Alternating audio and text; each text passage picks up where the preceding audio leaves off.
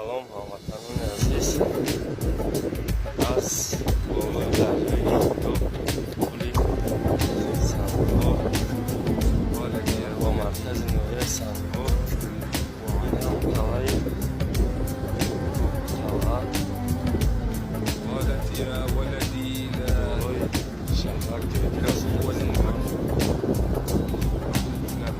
این دریا می رود و دریای سرخاب همراه می شود و دریای بخش می شود.